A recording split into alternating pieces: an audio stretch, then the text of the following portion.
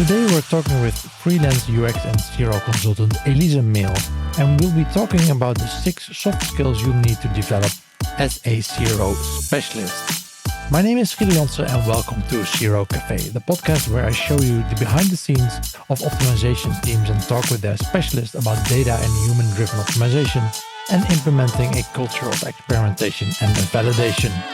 In case you missed it, in the previous English episode we spoke with Steven Pavlovic, CEO of Conversion.com, and asked him how you can and why you should be using experimentation to manage your risk. And he told us how you can create a risk profile for your own business or for your client's business. You can listen to that episode on the CRO Cafe website or in the podcast app you're listening with right now. This episode of CRO Cafe is made possible by our partners Online Dialogue, SiteFact, Online Influence Institute, Content Square and Convert.com. Welcome to Season 2, Episode 38. Yeah, Elise, welcome to the cafe. And before we start with the soft skills, we of course like to know how you got involved with CRO, how you got started, and what you're doing with CRO right now. So pretty much like everyone else, I fell into CRO. Yeah. I actually started out as a front-end developer. So I'm self-taught how to code. I taught myself when I was about 15 years old. And then I went off to university and did media arts and English. But my media course was really practical. So there was lots of Photoshop and I learned how to record radio and edit video. That's useful. And part of my course. Yeah, it was great. It was really, really hands-on, which is so unusual for a university course. Yeah. But then I ended up specializing in website design because I already had a bit of a background with code. And then straight out of university, I was working as a freelance web designer and developer for about 9 or 10 years. So quite a long time working in digital. And then I took on a contract with a B2B company and they were doing A/B testing. And I was like, this is quite interesting. This is quite fun. I'm one of those rare ex-front-end developers that wasn't particularly attached to my code. I wasn't precious about it at all. If it needed changing, I was fine with it. And the whole appeal of A/B testing was I could write some code, test it, see how it went. And then, if it didn't work out, then that's fine. You move on to the next thing. But because it was a B2B company, it took forever for us to get any kind of results out of that test.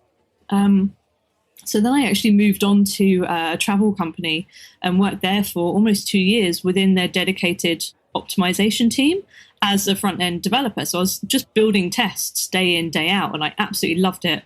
And I learned so much from my colleagues about sort of A/B testing process, experimentation, analytics, and all these things, which I had a little bit of knowledge about from dabbling in it at the B2B company and from my background in digital.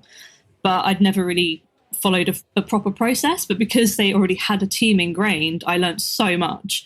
So then I kind of turned that into my career, essentially. Yeah. And I worked with an e-commerce business for about 2 years, and then I went into contracting. And I've been contracting for the last, almost 3 years now. Sort of moving around, helping not-for-profits, especially, but also I really like focusing on small to medium-sized businesses. I really like going in and making a difference and doing that education piece around what experimentation is, and helping them out with that research piece as well. So I do quite a lot of UX with most of my contracts as well. So that UX piece, that analytics piece, and then helping them embed this process into their workflow. And I think the really nice thing about working for SMEs in particular is that once you've made that impact and told them what the benefits are of experimentation, I can then leave that job, but leave them in a position to hire someone permanently. So I feel like I'm opening up the job market for other CROs who want a permanent job, which isn't me at this point in my career. But there's plenty of people out there that are looking to go in and make a difference and to work in CRO. So yeah, I've really enjoyed doing that sort of work. In terms of what I'm doing at the moment, I'm actually rolling down a lot of my contracts because I'm 7 months pregnant. Oh, congratulations! Thank you. So I'm kind of planning on taking a bit of maternity leave for a couple of months, which means that most of my contracts at the moment are sort of winding down, helping find replacements. to sort of cover my maternity leave, and just that's kind of what I'm working on right now is sort of handover stuff more than anything else. So basically, you're creating a lot of jobs for everyone, and now extra work because of your pregnancy leave. Yeah. Giving work to everyone else in the industry. That's really nice. It seems to be that way at the moment. I've been posting over the last couple of days about on LinkedIn and on Twitter about a couple of jobs that I've seen advertised.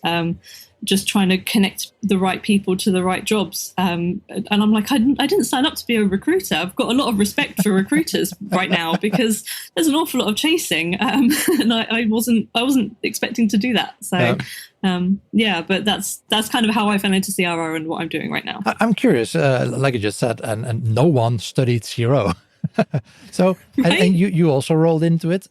Was it mainly learning on the job, or did you also seek out particular like courses online to fill in some gaps in your knowledge? A bit of both. I think that there's no substitute for learning on the job. I think that's the best way to learn. And certainly in my experience, I learn much better through having an actual project to follow rather than sitting down and doing a course and answering questions. Although I have done that. I've done sort of all of the Google Analytics certifications. I'm sort of looking at copywriting courses.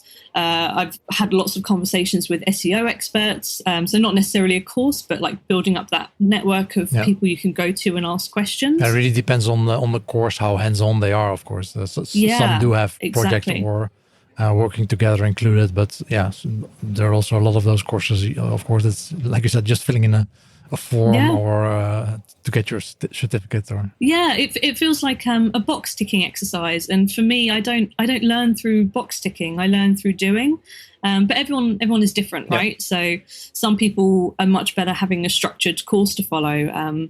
I had to train a guy how to code about a year ago, and everything I taught him was useful, but then he was like, I really want to do a structured course because that's the best way that he learns. So he went off and did a structured JavaScript course and came back with this immense amount of knowledge, which has like really, really helped him out over the last year or so in the role that he's working in. I also really usually enjoy the combination, as in I want to get that hand-on experience, but also I would prefer to skip the first couple of months of failing, if I as much as possible. So a couple of hours of a course to help me get started and to at least avoid the biggest mistakes. That would be helpful. Oh, you can't avoid failing. You can't work in CRO and avoid failing. I'm really sorry to break that to you. Good point. But no, you're completely right. And I often find with especially paid courses, you never really know what you're going to get. They kind of give you all this sales spiel and you're like, oh no, that sounds great. And then you sit there for the first couple of hours and go, well, I already knew all of this. Or you go, this is way over my head. What have I let myself in for? So finding the right course can be so tricky, which again is part of the reason why I much prefer learning on the job. It's part of the reason why I love working for SMEs, because a lot of the time something is thrown at me and I go, do you know what? I don't know the answer to that, but I'm going to go look it up and I'm going to speak to my network and find someone that knows the answer, and I'll come back to you. And I've learned something in the process of doing that. But again, that's just me. That's how I learn best. For over 10 years now, Online Dialogue advises about evidence-based conversion optimization with a focus on data and psychology. We see that analyzing data and recognizing customer behavior results in a better online dialogue with your clients and a higher ROI. The team of strategists, analysts, psychologists, and UX specialists gathers valuable insights in the online behavior of your visitors, and together with you, they optimize the different elements of your CRO program through redesign, expert reviews, A/B tests, and behavioral analysis. For more information about their services, go to onlinedialogue.com. Speaking of gaining skills, the whole point we're sitting together today is you wrote a blog post about CRO soft skills. So first off, why did you write the blog post? It's started off about a year or so ago. I'd landed a contract and there were some big communication issues with one of the stakeholders. And I sort of sat there and I spoke to some of my peers and the people I was working with, and I was saying, why are we struggling to explain to him what CRO is? Why are we struggling to get him to sign off on any experiments that we want to run? What's the problem here? And it turns out that he was a really visual learner. He didn't have the brain that thought in analytical ways. He couldn't look at data and go, oh, okay, that's a problem. And he couldn't read an email or read a hypothesis and understand that was a problem. And this was the concept that we wanted to experiment to see if we could improve the problem. So, yeah, we worked out he was really visual. So off the back of this contract, which had been really frustrating for a good couple of weeks, trying to understand what he wasn't getting, I realized it was just a communication issue. Like he couldn't understand the way I was communicating to him. Yeah. And as soon as I had this brainwave of, he's visual, he needs to see wireframes, or he needs to have a mock-up of something, which isn't the best process to have. But when you're trying to educate someone around the A/B testing process, just to begin with, then having a visual and sort of doing that extra piece of work at the beginning of a test process really, really helps in the long run. But after I'd had this brainwave, I suddenly thought, oh my God, I had a stakeholder a couple of years ago who I was having the same issue with, and we would butt heads all the time. And it's probably because my preferred method of communication was not the same as his preferred method of communication. He couldn't absorb the information. And then that kind of trailed back to a story that I frequently tell from my university days. I have a really close friend, still really good friends with him, who is not dyslexic, but he really struggles to absorb information through reading and writing. That's just not his preferred method of communication. He's very audible, so he's very chatty, understood things better when he was sat in a lecture and could listen to the information. But that meant that he really, really struggled to write and submit his essays on time. Whereas I'm much more of a written communicator. I know I'm speaking right now to you on a podcast, but this has taken years of practice for me to sort of get better at communicating audibly and linguistically, as opposed to writing stuff, which is part of the reason why I wrote a blog post, right? Yeah, exactly. That's why we're here. Yeah, exactly. So I kind of worked out this system with my friend where he would dictate his essays to me, and then I would sit there and I would write them. And the irony is I kind of do the same thing with my now husband quite a lot, where he works for startups, and he's heavily invested in one particular startup right now. And, he'll kind of have this idea and really struggle to articulate what he wants the messaging to convey. So we'll literally sit there or go for a walk and we'll have a chat. And then I can sit there and write down copy for him and say, I think this is what you were trying to say, essentially. So the whole idea of the CRO soft skills was off the back of this experience that I had with a contract. And then when I thought about it, I thought, actually, this goes way back. These methods of communication and preferences go way back in my life. I have all of these examples to draw on. I want to draw more attention to it. And that's kind of how I came across this whole idea of CRO soft skills. So let's go through them. You've written down 6 of them. Is there like any particular order or hierarchy in them, or? No, not really. It's just how I wrote the article. So I'm kind of happy to go in whatever order. Yeah. So let's start with listening, number 1. So again, I feel like listening is kind of like that key point to understand what someone's preferred communication style is. And in my article, I've split it into 2. So there's the aspect of listening to your customers, especially when you're working in CRO. Your customers are the ones that are probably experiencing the problems. They're the ones whose experience you're trying to improve upon. So you should listen to what they have to say. I'm a big advocate for UX. I come from a developer background, and I've been doing A/B testing for longer than I've been doing UX. But the more I've done UX, the more I'm a big advocate for it. And I think you can't really do UX without doing A/B testing at the same time. I think the 2 go hand in hand, which is why listening is so important, because you can understand why people are struggling to complete a particular action on your website or app. So that's why I think listening to your customers is really important. But I think that listening really extends into your colleagues as well. especially when it comes to trying to understand, how best they communicate with you. So again, it could be that they have a test idea, but they don't really know how to explain to you their test idea. But if they've got an idea, then that's great. That means they're already engaged. You don't have to necessarily educate them around A/B testing. But, you need to do something with that test, which means you need to listen to them in the first place. If you're trying to work out what their preferred communication style is, listening is not necessarily having a conversation like we're doing right now. Listening could also be reading. They could have written you an email or, sent you a screenshot of another website that they've seen where they've gone, I really like the design of this particular aspect on this website.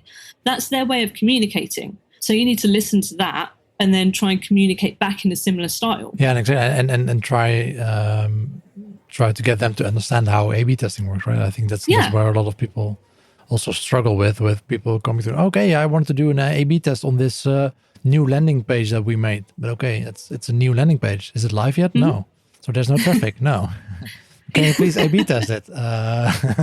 Yeah, exactly. But yeah, so I think that listening is kind of like that first port of call, really, to understand, both in terms of how you can improve things for customers, but also how you can improve your relationships with your colleagues as well, by understanding where they are in terms of understanding CRO, in terms of building that relationship and understanding how they communicate best, whether it's visual or audibly or written, depending on how they've reached out to you in the first place.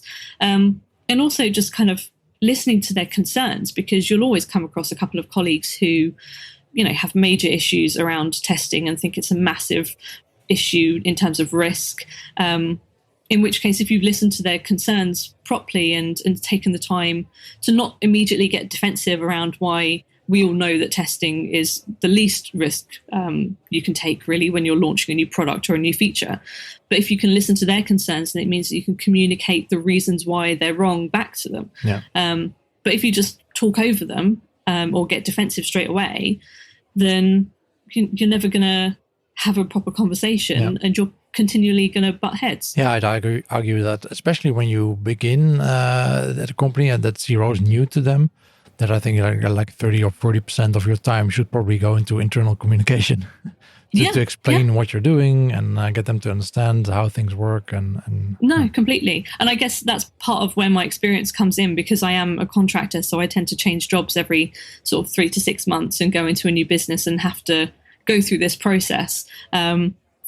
This whole soft skills is probably more relevant to people that do chop and change jobs a little more frequently than someone who is sort of set in, a company like Amazon or Booking.com where, testing is already ingrained. So, but those relationships are still really important to build. And I think listening is like the first step to that. I also think it can be applied to your personal relationships as well. Like a lot of people just tend to talk over each other. And we don't listen to each other enough, really. So more listening for CRO. So the second point is communicating. I think we've already touched upon that in the intro and just a bit, but any more tips on communicating? I'm not sure. I mean, again, it really depends on who you're communicating with. Mm-hmm. Obviously, stakeholders are going to be vital for getting sign-off, in which case working out how that particular stakeholder prefers to communicate is going to be really important. But then also, if you're working with engineers, for example, some engineers are not people persons at all. They like being behind their screen, in which case you can almost automatically assume that grabbing them for a coffee or, having a video chat like this in these particular circumstances is not going to be the best way to communicate. So you need to make sure that you're writing emails which contain all of the details that they need. Yeah, talk to them through Jira tickets or GitHub comments. That's exactly it. And be succinct as well. Like don't ramble on. I was actually having a conversation with some colleagues 2 days ago around the European style of communicating versus the British style. And in Britain, we're very kind of, hey, how are you? How was your week? Whereas in my experience, and you correct me if I'm wrong, I love the European style of just, hi, this is what I need. Yesterday's brainstorm was so good. I really liked Steph's idea of running that test on the call to action buttons. Making them orange will really make them stand out, don't you think? Yeah, right. Do you want to design real A/B test winners and achieve enormous conversion uplift? Then stop brainstorming and take a scientific approach. If you can read Dutch, follow the steps in Online Invloed, the bestseller on managementbook.nl. Or enroll in the author's course and become an expert in applying proven behavioral science yourself. Go to onlineinfluence.com for more information and free downloads. I remember working for or hearing a story. So it happened before I joined the company, but there was a Swedish company and they took over a company in the UK, and they were quite offended by the Swedes just saying hi and this is what I need. While the UK would prefer saying, hey, hello, how are you? Yeah, we do all of the niceties, and I actually much prefer the European style. I'm like, no, this is what I need from you. This is what I'm telling you. Just get on with it. I'll catch up with you at the pub, or we'll have drinks on a Friday or whatever, and then I'll make nice. But right now, I need to do work. I need to get stuff done. Exactly. So what I'm hearing is mainly be flexible in how you communicate. It's not a one size fits all. Really tailor it to the person or the group of people that you're communicating with. Exactly. That's exactly it. And don't get me wrong, it's not easy at all. Like I said, I'm much more of a writer and a reader than I am a talker. This is something I've had to work on over the last couple of years. The first time I gave a presentation, I was so nervous. I was so scared. But everything went fine, and the people I was presenting to absorbed the information. If they didn't absorb the information, then I made sure I sent a nice email at the end with a follow-up to explain what I'd covered. You're completely right. Being flexible in your communication styles, I think, is really, really key. I actually saw a comment from someone on LinkedIn, or a post actually from someone that said that he's been working his ass off to actually tailor the communication this was specifically about the results of experiments and sharing that with the company. And he tailored that to the specific group or person that he was communicating it with. And he said, well, last week I changed it. I just sent one template to everyone and no one complained. So my first comment was, are you sure that people are reading? Yeah. I don't want to be an asshole, but is anyone reading it? No. To start with? Yeah.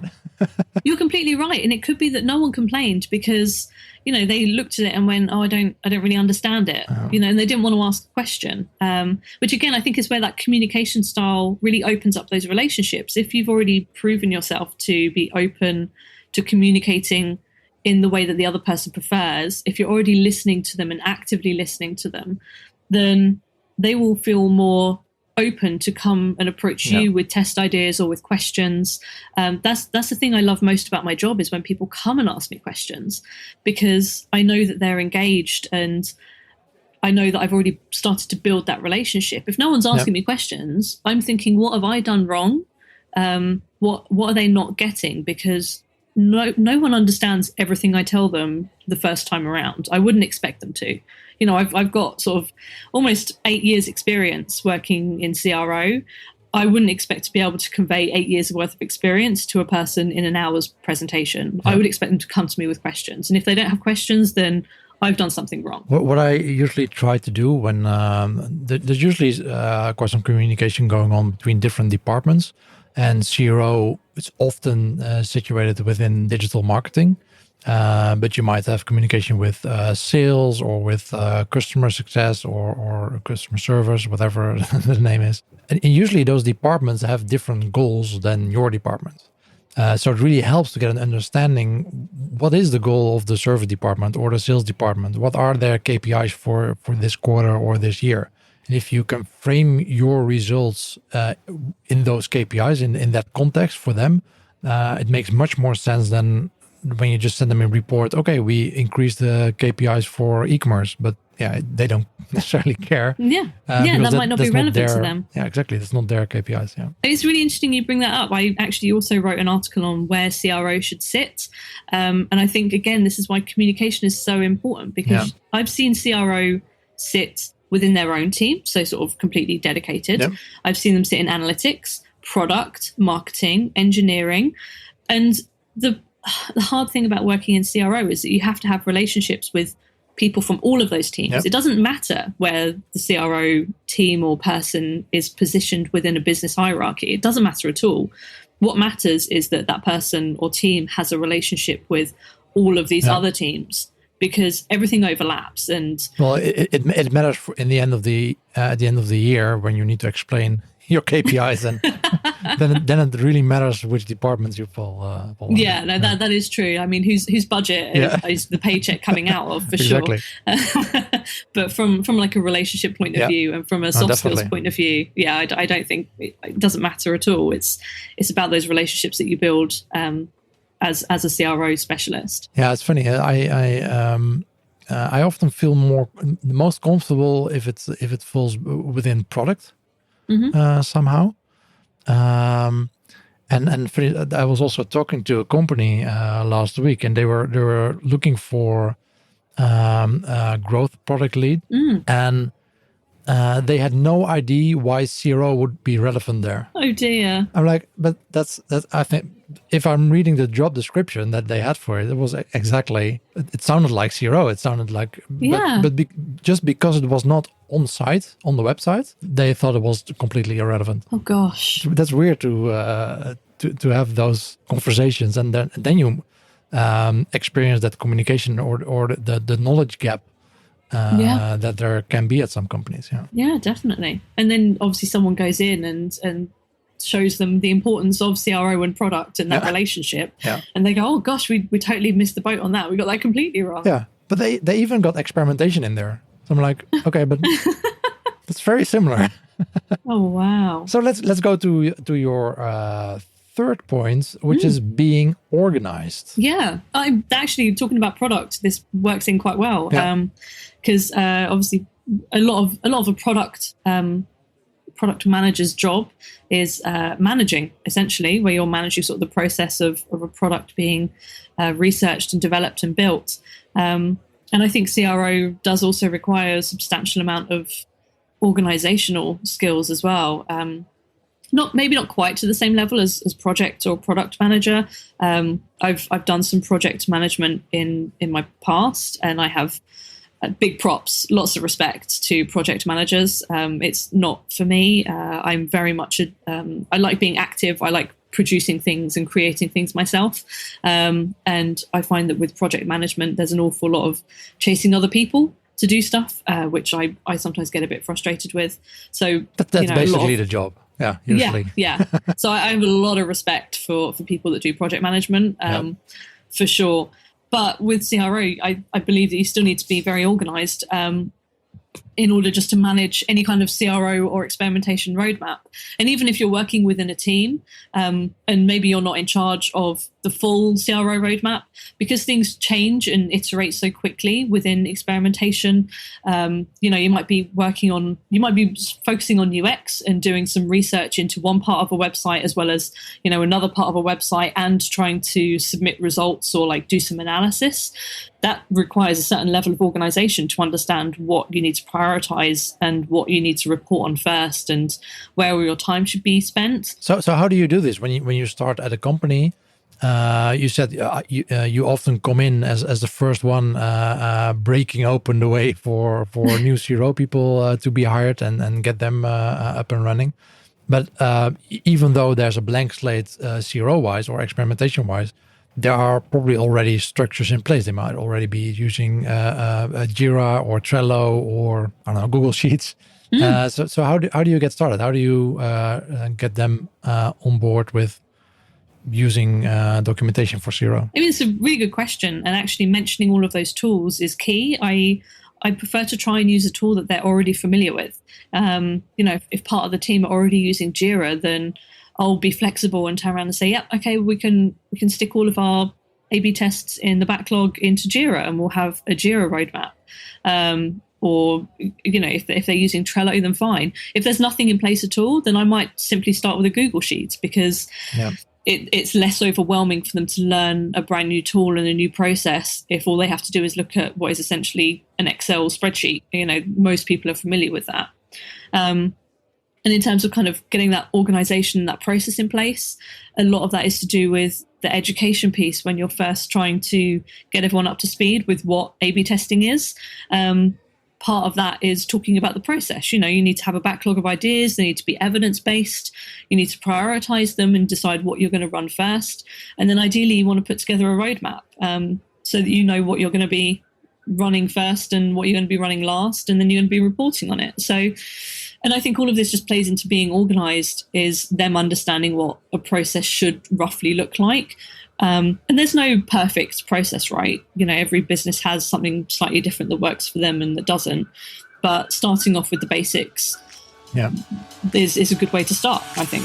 Marketing budgets have suffered, and the share for A/B testing has been impacted too. If you want to keep testing to enterprise standards, but save 80% on your annual contract, you can consider Convert.com. With their summer release, you can take advantage of full stack and hybrid features, strong privacy compliance, no blink, and enterprise-grade security. Feel good about your smart business decision. Invest what you save back in your CRO program. Check out www.convert.com/2020. Yeah, reusing or utilizing the tools that they already have. I think that's definitely always my strategy, because the hardest part is getting people to switch tools. So, and it really depends on their maturity. And if you're just starting out, it doesn't make sense to introduce a new tool unless they're really bought into the whole idea, and everyone has the time weekly or maybe even daily to use such a tool and get familiar with it. It doesn't make sense to start learning a new tool. I mean, exactly. I love using it, like effective experiments. I really love the tool. It really takes away a lot of the communication you need to do as a CRO manager. Getting everyone on board, it just does that for you. But if no one is using the tool because they're not familiar with it, they find it too complicated. Everyone's in Jira or Trello all day anyway. It's really hard to make people change in general, but definitely. No, I'd completely agree. I really like effective experiments as well, but most of the time I go in as a one-woman band, and if I try and force a tool like that on a team, a lot of the time they kind of go, oh, but we're not really doing the CRO. You're here to do the CRO, and then we're going to have a replacement come in to take over from you. We don't want a whole new tool. We'd much rather everything connected up. If we're using Jira and our engineers are using Jira, then that means all of the engineers can see the documentation, and it sometimes which is far from perfect, of course. I get really frustrated with Jira.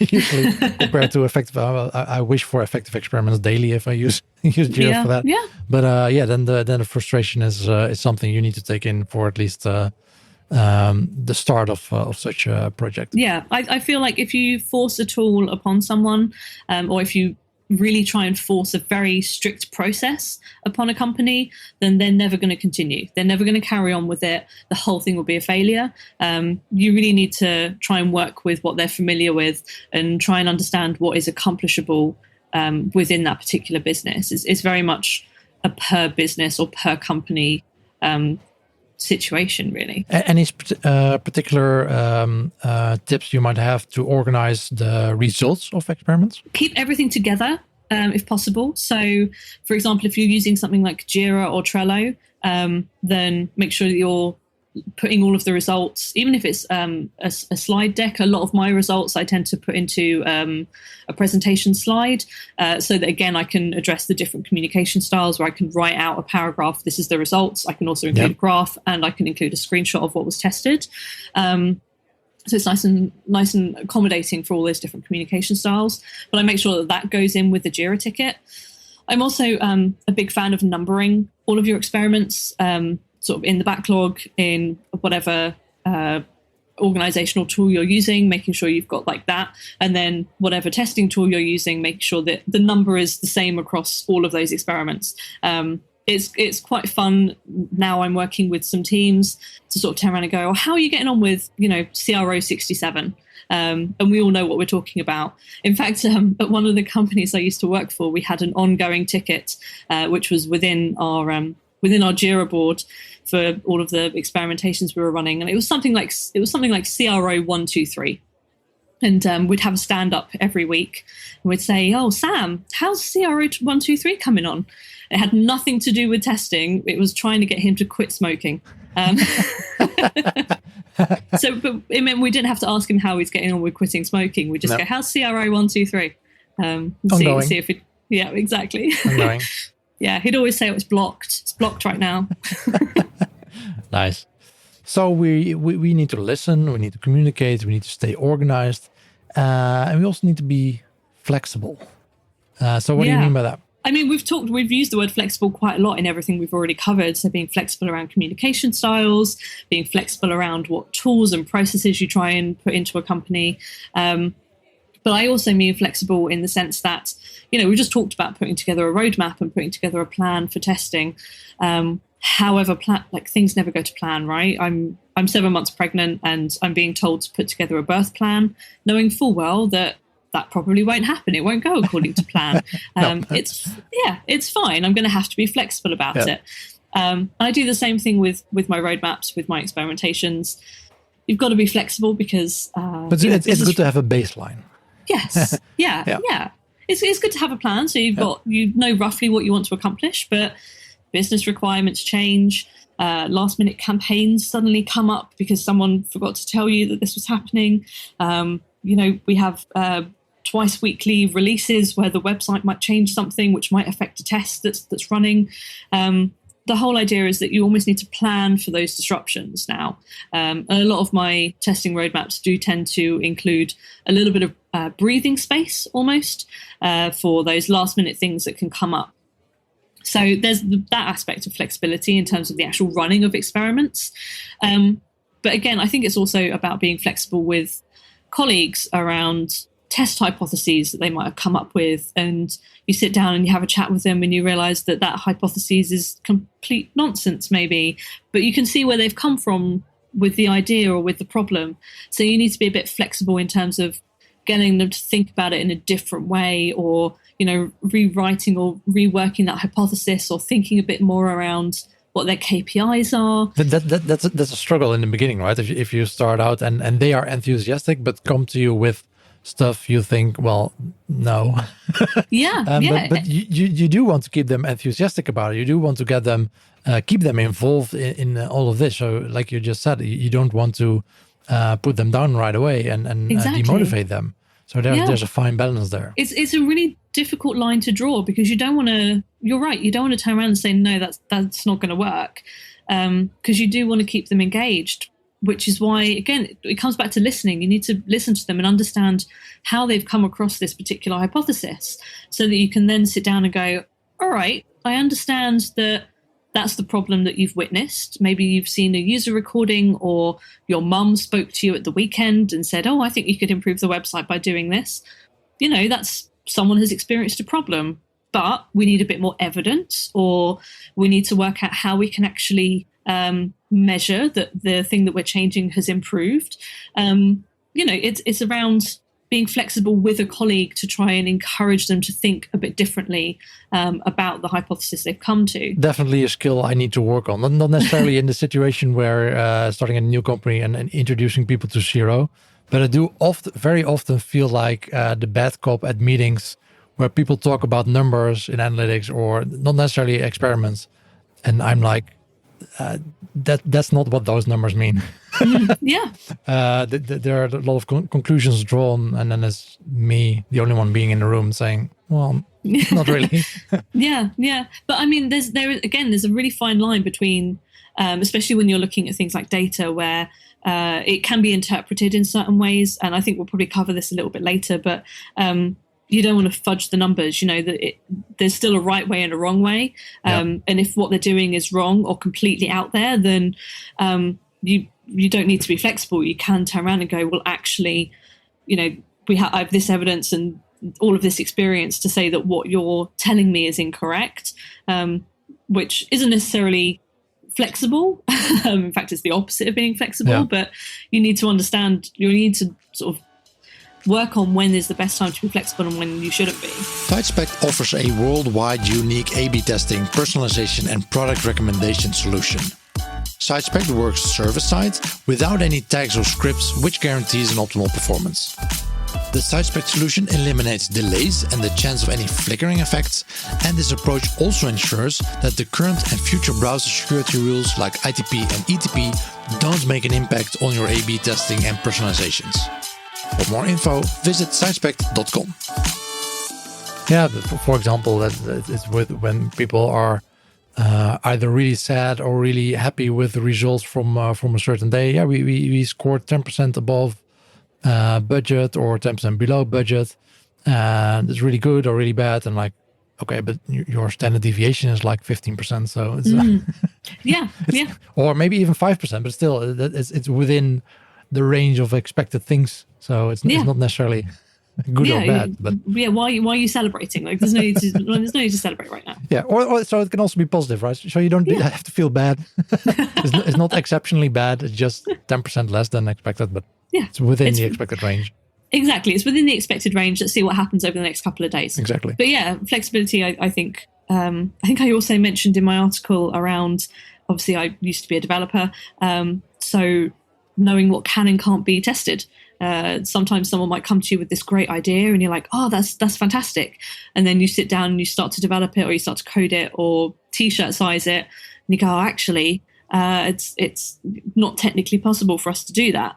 So you have to be a bit flexible in the sense of how do we make this test work, because we could still have a lot of learnings. I think that's where things like fake door tests come in, where you sort of create a link to a new feature which doesn't actually exist yet. And you kind of go, well, we don't have the capacity, or we can't build out the whole feature right now. We just want to see if it's viable or not. That's a good way to be flexible in terms of actually building experiments. Do you want a subscription to our service? Click here and then, we haven't built this yet. But great to know you're interested. Exactly.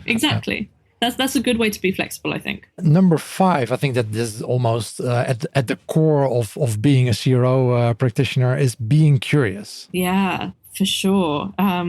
And I'm like, is curiosity genuinely a soft skill? I think I remember when I started writing the article, I was like, would I call being curious a soft skill?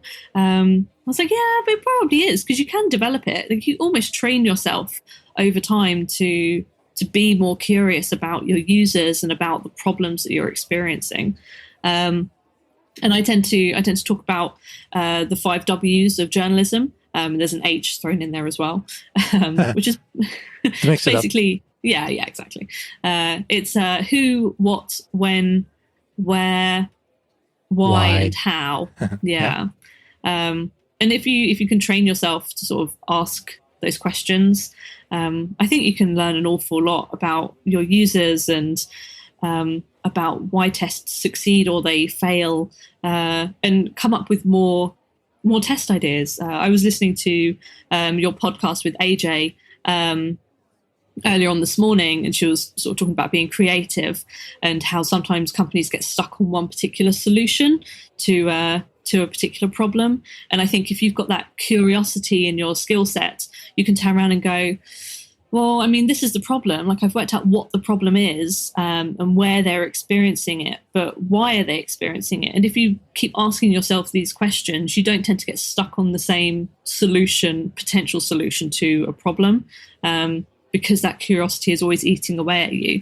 And I think it's also really, really relevant for after a test has completed, when you can turn around and go, okay, well, why did that succeed? You know, I've run tests where I've thought, I don't think it's going to make that much of an impact. And then, oh my God, it actually did. Like, it had a huge impact.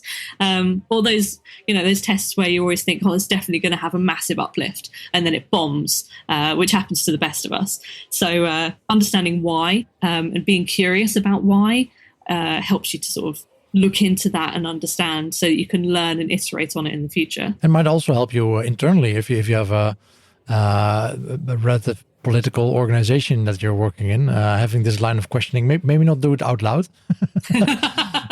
with your colleagues, but having this in your mind and trying to figure out why people want certain things to happen, why they want to test certain things or don't want to test certain things, or why are they scared of running A/B tests to begin with? Because they've made the code, or they've made the campaign, or they developed the brand or whatever, and trying to figure that out. That's really important too. No, you're completely right. It's so relevant. These questions are like so relevant to every part of our lives, really, not just CRO. I mean, that's what I focused on. But you're right. Like understanding, especially for me when I'm going into a new contract, you know, who is the person that signs off on this? You know, how do I get them on board with what I'm trying to do? Yeah. So relevant, and even in our personal lives, right? You know, why is my husband upset? What did I do? How can I make this better? Yeah. Very, very frequently. Well, in 2 months, the answer to everything will be lack of sleep. Oh yeah, for sure. Yeah. It's more like, what have we got ourselves into? Yeah, exactly. So who, what, when, where, why, and how, as those questions.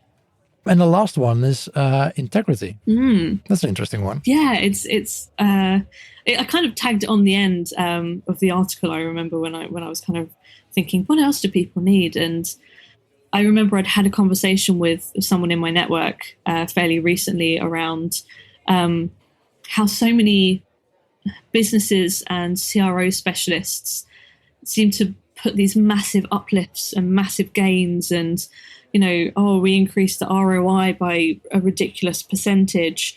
And you, as someone who works in the industry, you kind of go, but really, did you really have that much? Who, what, when, where, why? Yeah, how? Exactly. I have a massive issue with people fudging numbers, especially within CRO. I don't know how commonly it occurs. I do see it on marketing and sales spiel at times. I hope that it doesn't happen that as much as I think it does in-house areas. But part of me is like, integrity is all about being honest. You know, when you fail, be honest about it. You know, don't shy away from failure. Failure is something which so many businesses are petrified of, but failure is part of our job in CRO. If you fail, it's not the end of the world. You're still learning stuff. What do they say? They say fail fast, right? Like I said, my husband works with startups and he's a massive advocate for, I just want to get stuff out there and see what sticks, like throw stuff at the wall and see what sticks. And if I fail fast, then fantastic. And I think that more businesses should have that attitude, just in general. But working in CRO, integrity is all about turning around and saying, you know, that didn't quite work out the way I thought it would. Again, it kind of comes back down to that flexibility as well, where you say, this process isn't working as well as I thought it was. You know, trying to do retrospectives after you've completed a roadmap or after a particular campaign has gone live. You want to learn from things and improve things.